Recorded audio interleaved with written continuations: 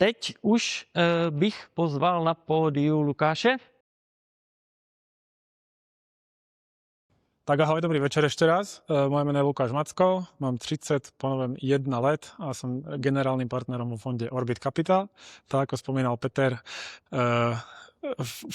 fond, ktorý práve v Cloudtalku myslím, že pomohol preklenúť to obdobie, kedy tak ako v každej alebo vo väčšine škálovacích story sa nie vždy úplne darí. Na začiatku to možno trochu zarámujem, ja by som mohol povedať story Orbitu ako takého, čo je vlastne biznis, ktorý každému hovorí, ako má škálovať, ale to bude na budúce. Mohol by som aj povedať story kombuče Opio, ktorú pijete, čo je biznis, ktorý sa nedá škálovať a přesto škáluje. Oba tie biznisy sú moje.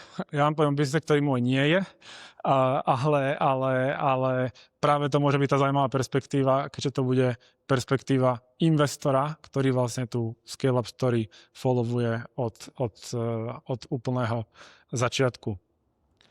Úplne skrátke, máme tam vypadnuté dva slajdíky, ktoré by popisovali, čo vlastne Cloudtalk robí a ako tá jeho vlastne rastová trajektória vyzerala. Čo vlastne Cloudtalk je? Cloudtalk je softwarové riešenie, software as a service riešenie s nejakým infraštruktúrnym prvkom, ktoré samozrejme robí množstvo B2B zákazníkov happy. Ako ich robí happy? Robí ich happy tak, že tí, ktorí ho používajú, tak keď vlastne s tým riešením volajú, tak z jedného rozhrania môžu zavolať až do 180 krajín. Takže to ako hodne zjednodušuje proces a produktivizuje to fungovanie. Tiež to robí happy manažérov týchto jednotlivých obchodiakov a customer centier, pretože vlastne umožňuje náhľad do toho, ako dobre oni komunikujú. Keďže Cloudtalk je riešenie nie len pre zákaznícke centrá, takých je veľa, ale je to hlavne riešenie pre outboundový sales, to znamená pre obchodné týmy a takých je málo. A to je jeden z tých ako unique positioningov, ktorý Cloudtalk ako taký má. Záverom to samozrejme robí happy implementátorov, keďže si to vlastne na jeden klik viete naimplementovať do akéhokoľvek CRM-ka, do akéhokoľvek ERP-čka cez viac než stovku integrácií. Jeden vlastne slajd, ktorý nám z tejto vypadol, je slajd, ako vyzerá trajektória. Keby sme ho ukázali, tak myslím, že by sa vás tam vlastne mohlo veľa nájsť, pretože tá ako revenue krivka by vyzerala nejak tak, že sa postupne zvedala, pak začala trochu akcelerovať, pak bola flat a potom možno začala v lepšom prípade znova akcelerovať. Tá EBITDA krivka, ktorá tam bola, tak vlastne ona sa postupne padala, až dopadla niekde na úplné dno a potom sa začala zvedať. Takže myslím, že v tejto story by sa samozrejme veľa z vás ako vedelo nájsť. Je to story, ktorá často vie končiť lepším spôsobom ako tým horším, že tá revenue krivka aj tá EBITDA krivka vlastne spadne úplne dolu. Tá časť, o ktorej som chcel tejto case study hovoriť, je práve tá časť, ktorú ja volám tzv. Dead zone. Hej? A to je moment, kedy firma začne nejakým spôsobom škálovať a zrýchlovať ten rast, ale zároveň aj viac páliť. Takže ako ten rast je výrazne menej efektívny. Niekto to zistí, či už to zistí board, alebo to zistí founder, alebo sa skrátka v tej firme niečo začne diať. Hej? A môže to byť čokoľvek. Môže to byť produkt, vlastne začne byť v tej danej vertikále už ako príliš penetrovaný. Hej? Môže sa tam začať diať to, že ten rast začne byť hrozne drahý. Môže sa tam začať diať to, že niektorí prestanú stíhať. CRO typicky v českých pomeroch často na 3, 4, 5 miliónoch eur ARR vlastne nevie, ako rásť tú firmu ďalej. A zrazu ten rast začne byť oveľa viac ako flat. Ten exponenciálny rast sa mení na lineárny, až sa postupne mení tá krivka vlastne sa splošťuje. A tam veľmi často nepomáha nič iné ako nájsť akoby nielen, že ten rast zreakcelerovať, ale vlastne vyskočiť na novú nejakú rastovú trajektóriu. To, čo sa v Cloudtalku dialo, veľmi zjednodušene po rýchlom predstavení, v momente, kedy ako firma ako taká dorastla high single digit million euro ARR, aby sme neporušili žiadne confidentiality breach, tak povedzme, že sa priblížila 10 miliónom eur ARR, tak vlastne rast sa začal spomalovať. Rast začal spomalovať a začal sa zvyšovať churn. Zrazu churn nebol 2-3%, ale 4-5%, čo proste trajektóriou pri predstave, že firma prestane rásť, tak matematika hovorí, že za 2 roky neexistuje. Zrazu ako revenue per employee, ako far from 100K ARR per employee, bolo to ako výrazne menej. Firma vlastne extrémne sa predĺžoval cyklus, za ktorý ste boli schopní zakvírovať zákazníka. Hej, získavate SME zákazníkov, tých SME zákazníkov máte získať 3, 4, maximálne 6 mesiacov. Tu často to trvalo aj 12, 13 mesiacov, payback bol skoro 2 roky. Takže vlastne nepríjemné problémy na príjemných revenues. Hej, keby som to mal zhrnúť. Takže v podstate nejaký originálny growth model chytal svoj rast. Existujúci CRO vlastne v podstate tak trochu chytil tiež svoj limit, keby som to mal ako úplne skrátiť. Unique Economics vlastne klesala dolu, hlavne drivovaná churnom. A v podstate v ten moment sa firma rozhodovala nielen čo robiť operatívne, ale aj čo robiť finančne. To znamená, že má to nejaký dopad, tento vývoj do operatívy a nejaký dopad do toho, ako vlastne takúto situáciu budem fundovať. Pretože pokiaľ sa toto deje niekedy okolo roku 2022, kedy valuácie predtým boli na píkoch, takže ekvita bola veľmi lacná a tak ďalej, tak vlastne začínam rozmýšľať nad tým, čo s tým financovaním budem robiť. V podstate CloudTalk sa rozhodol spraviť niekoľko silných operatívnych iniciatív a zároveň sa rozhodol narealizovať niečo, čo sa volá Venture Debt. Venture Debt je nástroj, ktorý umožňuje founderom realizovať prostriedky a keď sa dobre naštrukturuje, tak umožňuje realizovať prostriedky tak, aby sa dilutovali menej. To znamená, dobre naštrukturovaný Venture Debt vie veľmi dobre pomôcť, zle naštrukturovaný Venture Debt vie firmu kľudne zabiť. A je to ako trochu o tom, akého partnera si k tomu vyberiete. V tento moment, keď Orbit do CloudTalku vstupoval, tak bol ako jednoznačný čas na to redizajnovať rastovú stratégiu. Čo to obnášalo? A ja potom na ďalšom slide ukážem aj výsledky, ktorý je trošku menej textový a viac prezentačný. Tak obnášalo to napríklad zmenu CRO. A zmenu CRO nie len ako mentálnu, ale samozrejme aj ekonomickú. V ťažkej dobe musíte switchnúť na CRO, ktorý je 2 až 3 krát drahší, aby ste si mohli odomknúť tú krivku toho rastu z tejto na vlastne úplne novú. Zároveň to bol úplný redesign toho, cez čo predávame. Nejaký tento moment, okrem toho, že sme mali nejaké silné kanály, tak jeden z tých silných kanálov bol aj outbound, ktorý vlastne vôbec nefungoval. Hej? Pokiaľ sa predávalo cez inbound partnershipy a outbound, tak partnershipy a outbound bolo niečo, čo vlastne nefungovalo. Keďže to nefungovalo, vlastne tá outboundová stratégia sa musela úplne celá zabiť a otočiť do partnership stratégie, ktorá je z pohľadu cash flow a v tento moment cash flow je vysoko podstatné, výrazne výhodnejšia pre danú firmu. Samozrejme sa muselo stále investovať, preto bola potrebná investícia, preto sa nedalo povedať OK, tak my vlastne toto obdobie prebrížujeme a budeme pokračovať ďalej. Takže firma musela investovať do nových produktov. V ten moment 2022-2023 AI začínala byť v nejakých ako úzkých kruhoch už vec. To znamená, že to pomerne brzo pochopil, že nejaké AI enhancements svojho produktu už v roku 2023 budú potrebné, čo sa teraz ukazuje ako jeden z hlavných growth drivers. Hej. V prípade, že máte calling software, tak AI enhancement produkt je napríklad, že je schopný počúvať to, čo robíte, vyhodnocovať to miesto to, aby ste to museli vyhodnocovať vy. A zároveň nejakú ako celkovú tranzíciu business modelu z toho ako early stage growth na výrazne viac ako efficient a scalable operating model. Jeden z nich bolo samozrejme cut týmu skoro na polovicu. Zrazu ako procesy, ktoré sa vedia v tejto veľkosti už výrazne skorporátňovať, tak v takýto moment je potreba ich rozbiť. To znamená, tým sa akoby zásadne zmenšil. Z toho finančného pohľadu bol použitý venture debt ako instrument, ktorý v takejto ťažkej dobe tomu founderovi vlastne ešte nepridal vrásky na čele, pretože sa vlastne v ten moment takmer vôbec nedajlutoval. Pre predstavu, v tento moment by sa bol dilutoval niekde medzi 5 a 10%, čo z relatívne malej čiastky na úrovni 6 miliónov nie je málo. Dopad finančný alebo value impact raisingu venture dlhu ukážem ako potom na ďalšom slajde. Výsledok celej tej zmeny bol plus minus nasledovný. Od roku 2022 cloud to okrajzoval, tu je nejaká taká typická rastová krivka, ktorá si v skutočnosti je trochu viac curvy. Najprv od Presta, potom od Point9, od Henkyu a podobne. Niekde v roku 2022 prišiel zlom.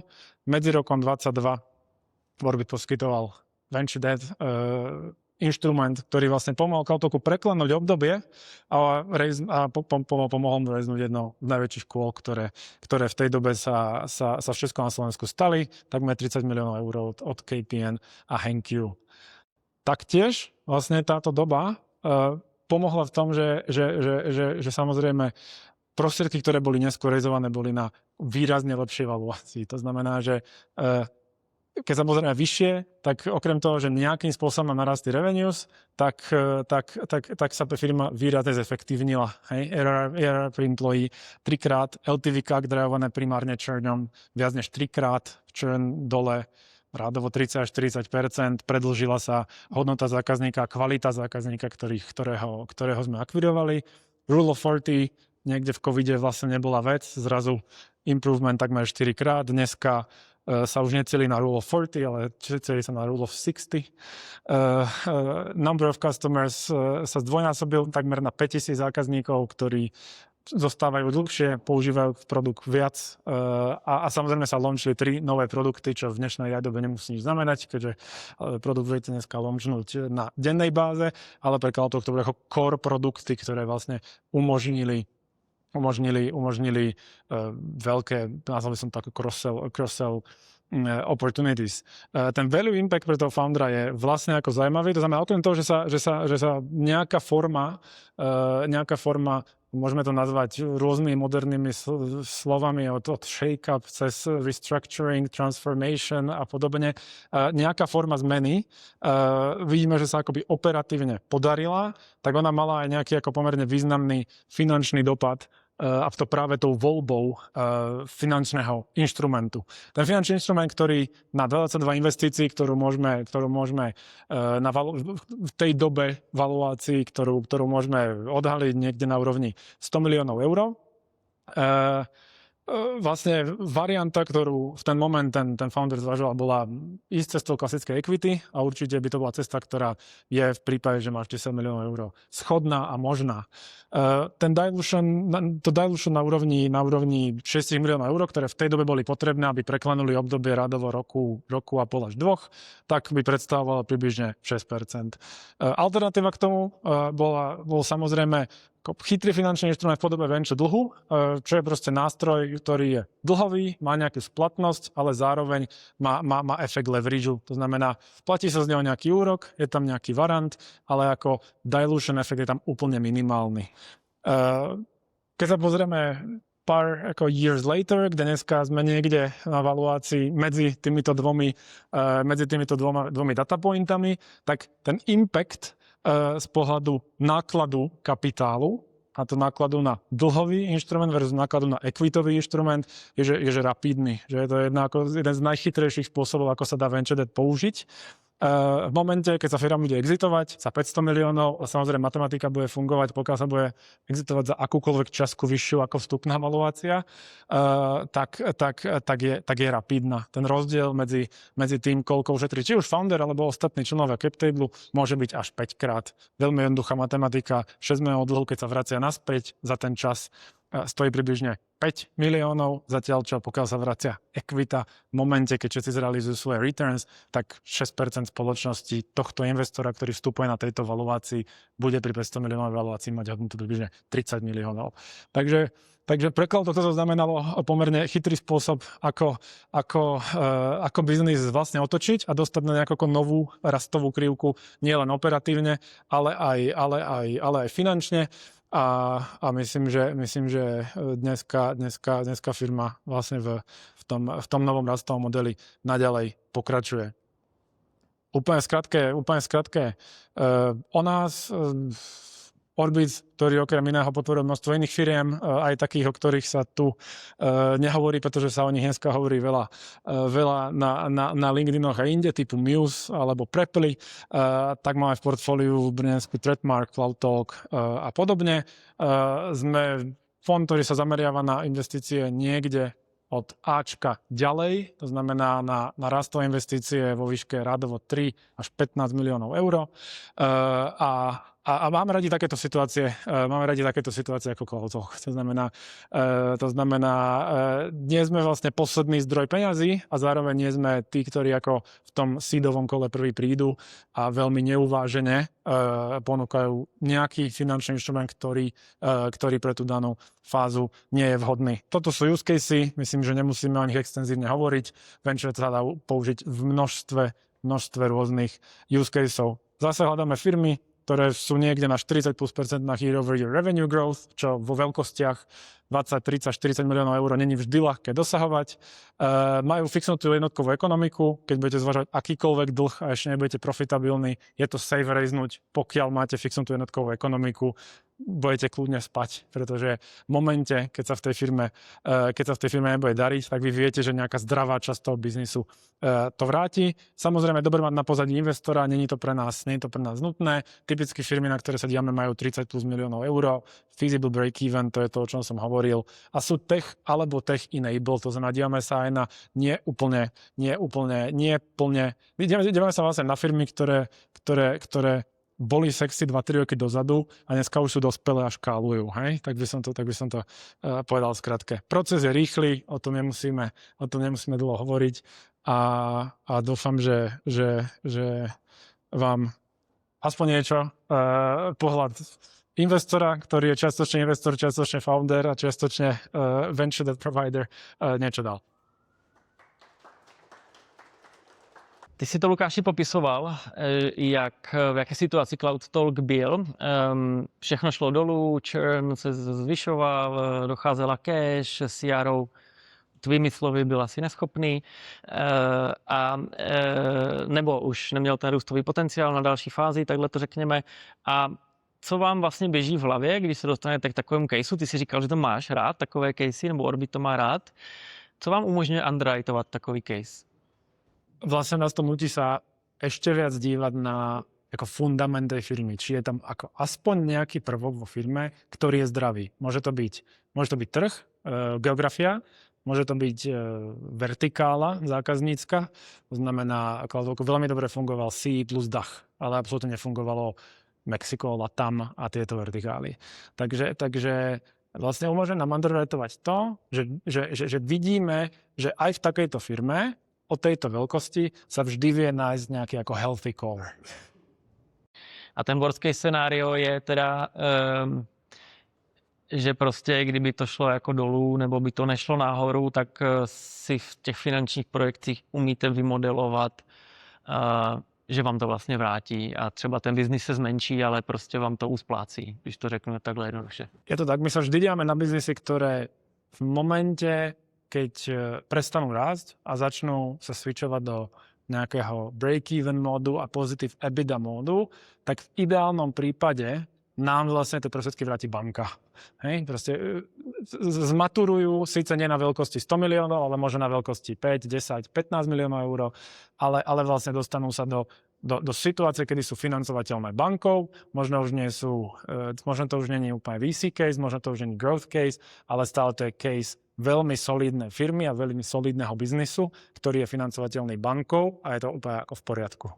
Že aby v tom bylo jasno, vy vlastně poskytujete ten dluh za poměrně vyšší úrok než třeba banka, to okolo 10-15% per annum a v tomto případě oni by to vlastně refinancovali za nižší úrok, vám by to vrátili a všichni jsou happy. Je to tak.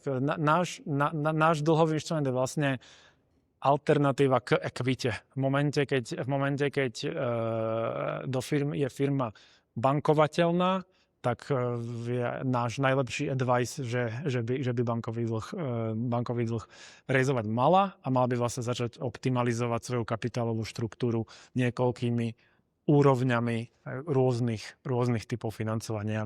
Seniorným dlhom, juniorným dlhom, ekvitou, akokoľvek. Tak, ako sa financujú vlastne všetky zmaturované firmy. Taky bych byl rád, aby se tady vlastně podotklo, že ty říkáš, že to je non-dilutive capital, nicméně tam máte varant, i ty si to měla na tom slajdu zhruba potom ve výši 1%, takže při exitu vlastně vám potom jde ještě 1%, což ale pořád je méně než těch 6%, tak to jenom aby bylo jako fair tady zmínit. Já se tě chci ale zeptat jako někoho, kdo je skoro vlastně dneska už veterán v tom venture debtovém odvětví. Od kdy děláte Orbit? To už je 5 let zhruba? Děláme Orbit do roku 2019. Prvý fond mal 25 miliónov eur a druhý fond sme vyškálovali a to je samozrejme story na příště na 120 miliónov eur, pretože škálovať fond je tiež ako separátna disciplína, o ktorej sa ako málo mluví. OK, tak možná na to potom vezmeme zvlášť, ale mě teda teďka zajímá za těch 6 let, jak se posunulo povědomí founderů, scale-upů o venture debtu. Srovnáš ten rok 2019, když se začínali, tak můj odhad je, že nikdo nevěděl, co to je a dneska skoro nikdo neví, co to je. Teď skoro nikto neví, co to je. Myslím, že víc a víc takí ako second time, third time founders a podobne, ktorí už raz ako zažili, či už príjemný alebo nepríjemný exit, vlastne vedia, aká equita je drahá a chodia za nami vlastne dřív. Niektorí chodia možno až moc brzy, práve preto, aby nemuseli realizovať príliš veľa equity a mixovali to s dlhom. Takže tam sa to povedomie zlepšuje a myslím, že v tom zbytku toho trhu na tom povedomí musíme aj my zapracovať. No a v tom roce 2019? 2019 sme videli veľa situácií ako bláznivých a fakt, že ako šílených. A chodili za nami firmy, ktoré nielenže neboli ako financovateľné, ale bolo to vlastne obdobie, kedy naozaj ako to prakticky celé začalo a boli sme ako prvý debt provider, myslím, že takže bolo to zaujímavé, bolo trochu. A jak bylo těžké ulovit prvního klienta?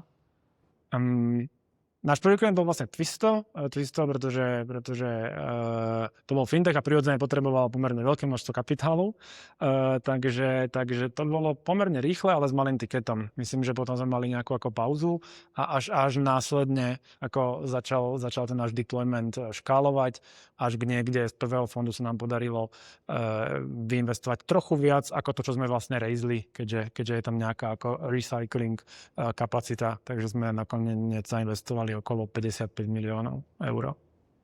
120 milionů euro nový fond, gratuluju, to už je poměrně sizable, je to teda mnohem větší než ten první. Jak moc vám pomohli při tom raisingu, za prvé, jak dlouho jste to raisovali, za druhý, jak moc vám pomohly výsledky fondu 1 a možná třetí otázka, měli jste ve fondu 1 nějaký fail, nějaký default? Mali sme, začnem tým failom. Mali sme jeden fail, veľmi transparentne radi ho ukazujeme aj na slajdoch, takže bola to prvá firma nemecká, Vehiculum. V tom čase, keď sme do neho investovali, najväčší trojstranný marketplace na leasingy, na ako vyslovene, že end-to-end zabezpečenie auta na operatívny leasing. Prečo trojstranný? Pretože leasingovka, pretože dealer, pretože koncový zákazník a pretože sa to naozaj dalo všetko transakčne zrealizovať na tom danom marketplace. Na najväčšom trhu, všetko bolo, všetky hviezdy boli ako poukladané veľmi, veľmi zaujímavo. Cez marketplace preteklo cca 4 miliardy, 4 miliardy GMV ročne, z toho im zostalo cca 10 miliónov, pekne to rastlo na fakt, že obrovskom ako trhu. A prišla chip shortage. Chip shortage prišla spolu s covidom, začali sa predĺžovať dodávky aut. Firma kolektovala peniaze až v momente, kedy auto nielen predala, ale až kedy ho dodala. Cap table vlastne v ten moment nebola až taká silná a to pár chvíľu dozadu si myslím, že sme sa tady bavili o českej VC scéne, tak toto ako ukazuje, že ani v nemeckej VC scéne není každý generál a firmu nepodporila, aj napriek tomu, že mala ako vlastne zdravý fundament. Foundry sa rozhodli v Nemecku prísny zákon na seba podať insolvenčný návrh, pretože boli personally liable. Zbehlo to celé hrozne rýchlo, trvalo to možno 2-3 mesiace. Firma valuačne z 40-50 miliónov eur zletela na približne desatinu. Paradoxom toho bolo, že tí equity providers, ktorí nepomáhali, si z toho odnesli minimum. My ako venture debt provider, ktorí nielenže sme participovali na tej pomoci, ale zároveň áno, boli sme v tej seniornej pozícii, sme vlastne z takéhoto casu odišli s pozitívnym IRR, čo je paradox. A Foundry dneska budú ďalší. To nie je až takový fail teda. Pre nás nie, myslím, že pre veľa iných účastníkov áno. A Foundry si myslím, že sa z toho vlastne veľmi dobre otrepali a dneska budú ako ďalší super biznis. A ty první 2 otázky. Ten nový fond, jak dlouho jste ho realizovali a jak moc vám pomohly výsledky fondu 1 v tom? Realizovali sme ho viac než rok. Typicky sa fond 2 nerealizuje na číslach fondu 1, ale realizuje sa na číslach predošlého fondu, takže keď máte fond 1, tak sa realizuje vlastne na ksichty tých partnerov. A hodne nám pomohli partneri, ktorí to dneska nie sú a sú výrazne seniornejší ako ja. A to Radek Nesersta, náš polský partner Viktor Namysl a čiastočne Pavel Mucha, ktorého má veľa ľudí zasociovaných s Kajou alebo s Aspirom. Takže výsledky fondu 1 boli k tomu len nejaký doplnok, že tá vec funguje a skutočne výsledky fondu 1 budú pomáhať až pri raisingu fondu 3. OK. Jaké vy máte dotazy na Lukáše? Jak moc jste finance, jak moc jste advisory? Na rozdiel od iných VCs si myslím, že my sa do tej role advisora stávame v momente, keď to tá firma potrebuje. My sme vo firmách, ktoré sme vo veľmi pasívnych roliach a sme ako investor, ktorý sedí na borde, sedí tam typicky ako observer, o ničom nerozhoduje a je to tak trochu banka. Zároveň sme v situáciách, kedy naopak niekomu sa nejaké naše skúsenosti hodia, je to často consumer biznisy, ktoré škálujú market by market a tam vieme byť ako veľmi aktívny partner. Rola advisora myslím si, že je úplne ako od toho trenda. Další otázky nejsou, takže moc děkujeme a pokud vám ta kombuča chutnala, tak si u Lukáše kupte na nějaký váš firemní event nebo něco takového. Rozhodne, díky moc.